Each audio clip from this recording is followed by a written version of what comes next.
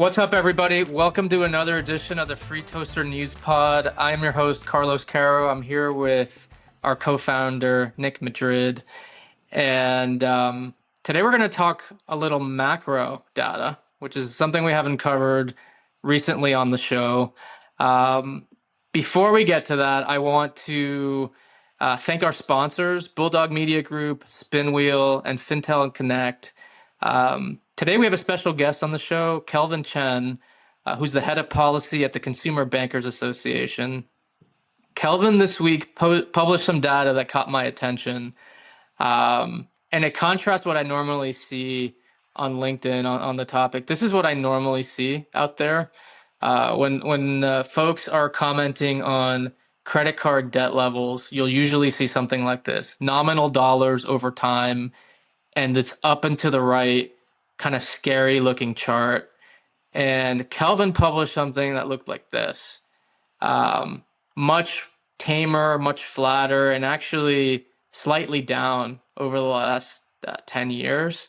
Kelvin, welcome to the show. Thank you for joining us today. Can you walk us through how you produced the chart and how we should be thinking about this? Yeah, Carlos and Nick, thanks so much for having me and Consumer Bankers on your podcast. To your point, our concern is whenever you hear anyone talking about affordability, and affordability is just all over the news and media these days, they almost always include that first chart of yours. And so there's this notion that Americans are drowning in credit card debt, and then they've got this terrifying chart, often in red, of this overall credit card balances, net balances rising to $1.2 trillion. And because of that, we're seeing all kinds of policy interventions on credit cards, everything from bipartisan calls for rate caps to trying to re-justify the last administration's effort to cut credit card late fees. But the problem with that rising chart is twofold, right? One is that there are a lot more cardholders now than there were 10 years ago, and two, inflation. And so, our team, and credit to Joanna Nevins, who has been with us for just a month, did the math. And so, and the one thing I want to emphasize is that we pulled data from publicly available data. We're a bank and trade association, and I'll tell you more about us in a minute. But, we knew that people might not trust the banking people with banking data, so we used data from the Consumer Financial Protection Bureau.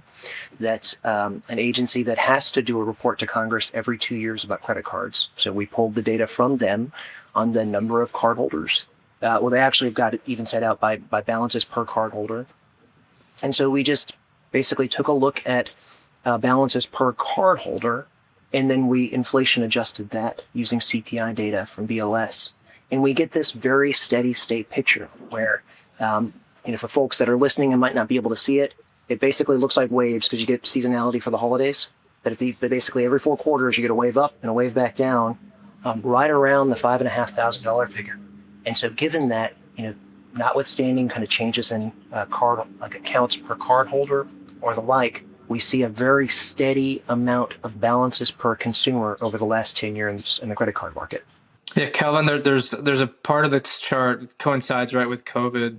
It looked like debt levels actually dropped off pretty meaningfully there. Was that stimulus oriented, or were there other forces at play there? That's a great point, Carlos. Whenever we talk about, and I'll talk about kind of credit card performance with a couple other indicators, but 2020 through 2022 was a bit of an anomaly. And that's because in those years, the stimulus years, we saw both much less utilization of credit cards because we were all sitting at home and not traveling. And then two, people got those EIPs, those economic impact payments. And so those, in many cases, people went straight to paying down their bottom line. And so you will see kind of record credit card performance and very low utilization rates for those 3 years. And then there's kind of like a pickup back to normal around the 2023 mark. Got it. And we jumped right into the meat of the data, and I want to go deeper, but I also want to acknowledge you're new to some of our listeners, and maybe even the Consumer Bankers Association is new to some of our listeners. Can you tell us a little bit more about your head of policy role and the mission of your association? Absolutely.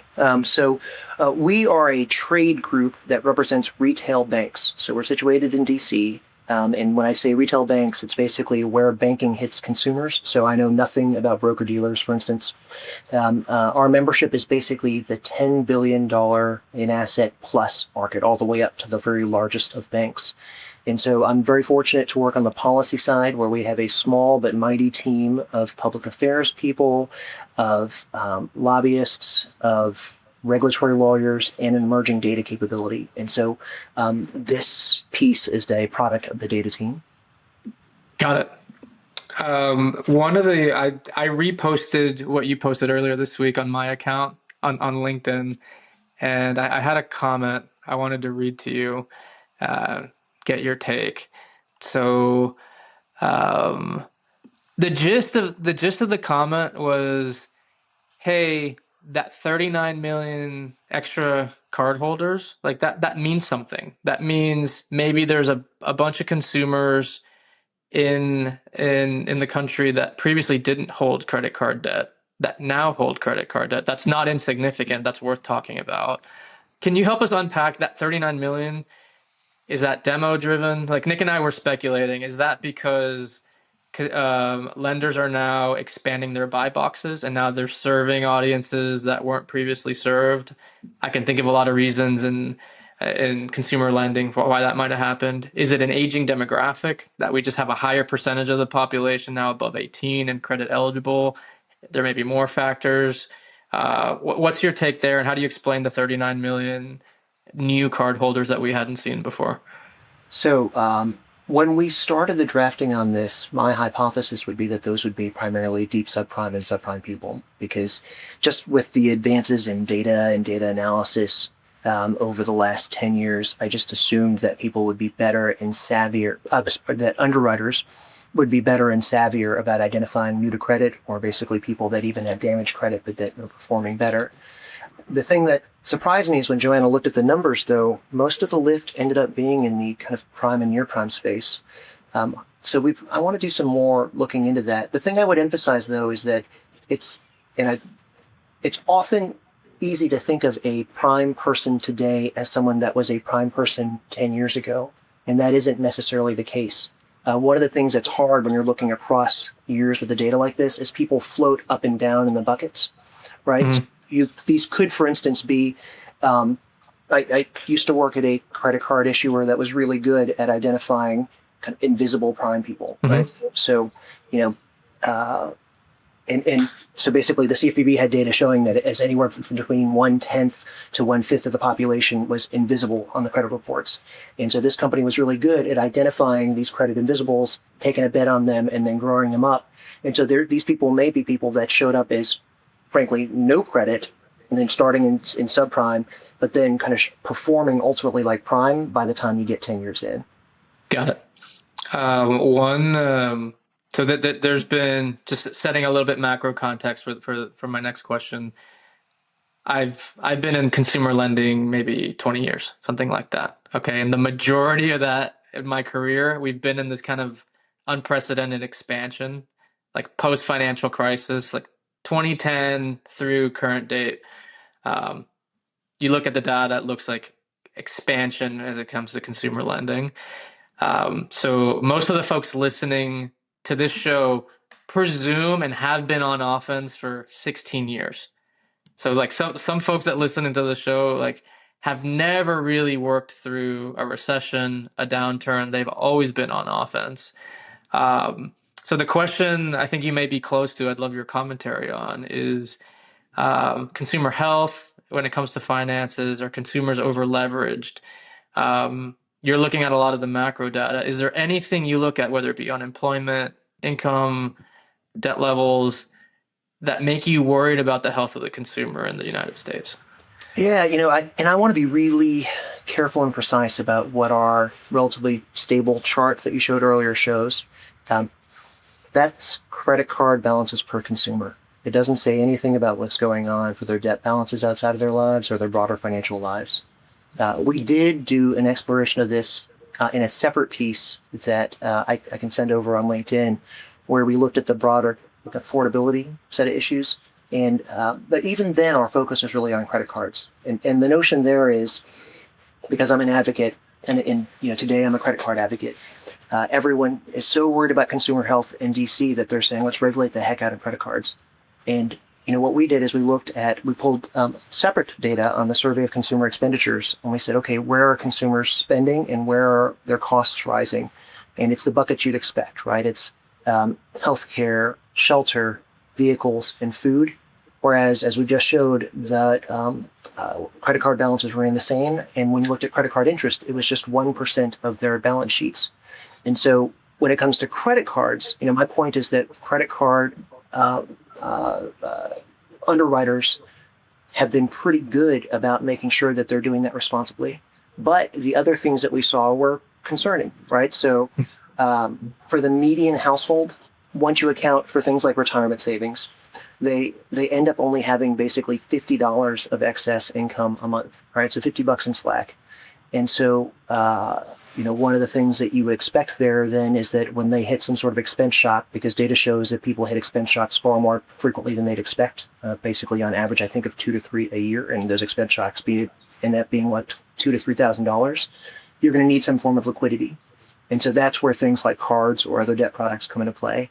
The other thing I would note is that in the CFPB's data from their most recent Card Act report, which covers 2024, not this year, but their report showed, one, that consumers hit min pay at higher rates than they ever did before. And so on the one hand, that's alarming. I was a little frustrated because that's all they said. But if they continue to show further data, they would show that in addition to that, though, the share of consumers paying off their balances in full was higher than any year other than the pandemic years at 43%. The consumers that are paying less than 10% is actually less than any year other than the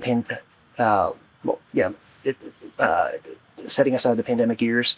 And importantly, consumers that revolve are paying more into their balances every month. And so they're paying 37% into their balances, whereas pre-pandemic they're paying somewhere in the high 20s and low 30s. So it's a lot of words, but all it's to say is that we have a lot of reason to think that consumers may need leverage and that they have very thin margins. But as a credit card advocate, right, so answering kind of part of your questions from my perspective, credit cards are the tool that seems to be helping people manage their shocks, and they seem to be working very well. This is great, Kelvin. I can't help but ask. So I understand you focus on credit cards. That's the advocacy there for retail banks above 10 billion. But I can't help but say and think that you have a really good visibility into everything around credit cards. So you said that you can comment on that, whether it's earned wage access for short-term liquidity or it's buy now, pay later. Like, if I'm a marketer marketing a credit card product, can you help me understand how I should consider those other things in context in terms of what I do and what value I provide? Oh, that's so interesting. I mean, I think the thing I would note from a policy perspective, and this kind of is sideways answers your question, is that I saw in the chats, for instance, people said, look, we see these steady credit card balances, but what about these other products? What does this say about buy now, pay later? Or what does it say about earned wage access, right? Are we seeing rises there? And the thing I would note is that in some cases we don't know, right? So with buy now, pay later, as you guys are probably very well familiar, people are still trying to figure out how to do credit reporting there. There are questions about how you stack these loans. There are questions about whether or not they could pop up and explode in weird ways. What I would say as an advocate for credit cards and just policy person, and I don't have a particular religion about BNPL. Some of our members do BNPL products, but when Congress pushed out their reforms for credit cards in 2009, one of the things that they did is that they said, we're going to make it really hard for credit card issuers to market to college students and younger, right? Because, I had a credit card for a long time because it came with a pizza when I was in law school. And so they tried to basically make it very difficult for you to market a credit card to a 21-year-old or younger. And so lo and behold, when BNPL comes in, they're killing it in the under 21 sentiment. And so it's just one of these things that when policymakers think about regulating in certain spaces, they will always basically be moving that toothpaste. They're squeezing it from one end to the other. And in the case of BNPL or earned wage access, it may be hard to see what's going on the other side of the tube. Just given you're in Capitol Hill, I'm local here in the DC area too, Kelvin. I don't know if you knew that. Um, I'm right outside in Arlington. But I'm curious. So our our chief executive had a tweet. I think it was in late January around a credit January card 8th cap. on a Friday There we night. go. I was trying to Yeah. find the exact date. I'm guessing you knew it. So it's been a little over 2 months, and I speak to a lot of lenders, and that definitely created some conversations in boardrooms around, hey, what happens if this is for real? If something happens, where's the chatter right now with regards to the rate cap? It's something we take very seriously, Carlos. I mean, the thing I would note is that setting aside the president's tweet on this, um, Elizabeth Warren came out in immediate support, and Bernie Sanders and Josh Hawley have been calling for rate caps, right? And so, what are the kinds of things that they agree on? It's crazy, right? That you would have this kind of bipartisan alignment around a tool that we think really helps Americans. Whether it's this congressional year or in future years, my concern is that this argument that you can just cut rate caps and give people a price break is just so tempting for people that are looking for a quick answer. Our concern, though, is that if we think about those thin margins, right, the $50 a month that people are able to save, um, it there's very few ways. Well, I mean, we don't think that there's any way actually that you can cut these rate caps without cutting access to credit for borrowers, right? So there's a paper that's going around, for instance, that's very popular right now out of Vanderbilt that talks about a 10% rate cap. So that's why I think a lot of conversations had kind of floated around 10%. But that author's own calculations, and this is a fellow that's pro 10%, right? Mm-hmm. But by his own math, you'd see a reduction in credit for everyone with an 800 FICO score or less. And our concern is, gosh, what happens to those folks, right? Like I listened to an earlier podcast of yours that a friend recommended about just, it took me back to the prepaid card days where you had, I think you talked about the Kardashian card where you had fees to Mm-hmm. check your balance and inactivity, like you had fees to use it, you had fees not to use it. I remember there's a Street Fighter card that was similar. Like if we cut access to credit for folks through these well-intentioned bipartisan rate caps, like who knows what kinds of products they'll have to end up relying on when they need that slack. Yeah, no, I've worked in the industry for a long time, and I can count. Um, I mean, count on one hand is the wrong analogy, but there are to your point, there are very few Americans that become eligible for credit card products if you had to cap it at 10%, assuming no change in annual fees or the other. Because what's going to happen in practice is the interest rate's going to get spread out across other. There may be service fees, there may be a fee to add an authorized. There's dozens of ways credit card companies could still make money and a 10% cap work. But I've always looked at this from a total cost of interest standpoint, and I think that's where the I'm like, for people conversation that should are on be. audio, I'm like shaking my fist in the air because I think one of the things that's often forgotten, and it kind of kills me that the CFPB has even stopped talking about this, is that the thesis of the Card Act, and I'm sorry to get all rag on y'all, but the thesis of the Card Act in 2009 is that you had all these fee harvester cards, and it's funny, I haven't heard that term in quite a long time, but there were these cards that had this similar to prepaid models, so they charge you for looking left and charge you for looking right. And so the idea behind it was, okay, let's stop with the crazy fees and instead roll everything into APR. And so the idea behind it is to have cards that are basically where all the revenue would be put into APR, annual fees, or late fees. And so that way a consumer could look at the Schumer box and easily tell, like, they could trade off one card versus another. So it really kills me when we then look up 10 years later and you have the same people that were pushing for the Card Act saying, oh, look at how high the APRs are. Because that is a feature, not a bug. Right. It's exactly the system they Right. designed. Yeah, no, that's a really good point. Kelvin, fascinating conversation. Thank you so much for being here today, and look forward to following your account on LinkedIn. These macro views that are really calibrated and kind of present alternative views that can sometimes be sensationalized and CNBC headlines, things like that nature are refreshing. So I appreciate you sharing that with the community. Hope to have you again on the show at some point. Maybe we could even meet for coffee, given that I'm here in DC. Before we wrap the show, just for our listeners, we are Nick and I are in very early stages of planning an event that's going to be in San Francisco. We're targeting the Ferry Building, and it's going to be 100 to 150 executive marketers, and we're going to be talking about affiliate marketing specifically. But we're going to be looking at all the angles, data, credit bureaus, cash flow underwriting, AI. Really excited about the agenda that's shaping up. And we have some really large brands that we're excited to partner with who are already talking to us about sponsoring us on that event. So look for more details from us shortly, and we'll see you next week on another edition of the News Pod. Thanks for having me, guys. Thanks, Calvin.